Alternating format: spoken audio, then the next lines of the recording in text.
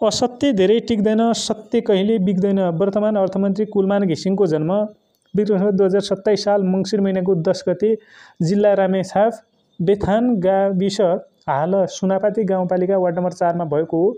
उनको बाल्यकाल गाउँमै कक्षा 7 सम्म बितेको थियो भने कक्षा 7 देखि काठमाडौँ स्थित झोट्टे टोलमा रहेको बाल सेवा माध्यमिक विद्यालयबाट उनले एसएलसी उत्तीर्ण गरे पश्चात आइएसी उनले चाहिँ काठमाडौँकै अमृत साइन्स क्याम्पसबाट उत्तीर्ण गरी इलेक्ट्रिकल इन्जिनियरिङ पढ्नका लागि उनले भारतको जमशेदपुर स्थित क्षेत्रीय प्राविधिक संस्थानबाट निशुल्क छात्रवृत्तिमा उनले चाहिँ आफ्नो अध्ययन पुरा गरेका थिए।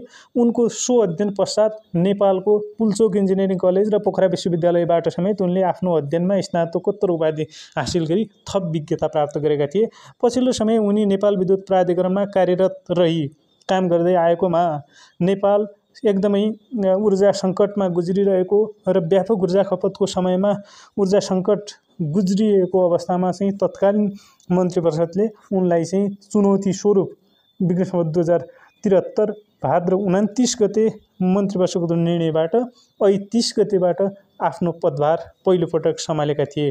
निरन्तरको 18 घण्टाको लोडसेडिङको चुनौतीबाट सामना गर्दै उनले अहोरात्र देश र जनताका लागि खटी अपार सफलता हासिल गरे पश्चात जनताको व्यापक दबाव र जनइच्छा बमोजिम पुनः उनी दोस्रो पटक समेत विक्रम सम्वत 2078 साउन 27 गते पुनः सिइओ पदमै नै नियुक्त भएका थिए।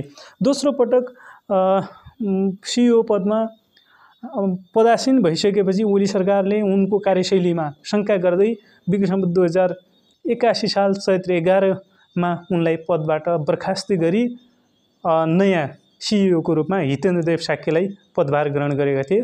पदबाट हटेको दिनमा उनी चाहिँ पदबाट हटेकै दिन समेत उनी चाहिँ पूर्वी तराईको चेपाङ बस्तीमा बिजुली बाल्दै रहेको अवस्थामा पदबाट बर्खास्तीको सूचना पाए पश्चात निराश थिए। त्यस पश्चात त्यसका लागि उनले सर्वोच्चमा रिट निवेदन समेत दर्ता गरी सोले समेत पूर्णता नपाएपछि उनी चाहिँ आफ्नै निवासतिर फर्किएका हुन्।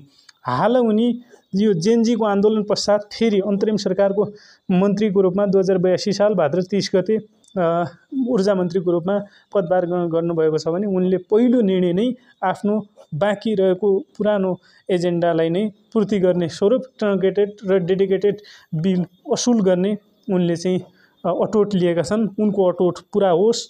अर्थमन्त्री सब उनको है सिइओ पदमा रहँदा कामकाज गर्न नसकिएका कामहरू पूर्ति हुन्। शुभकामना।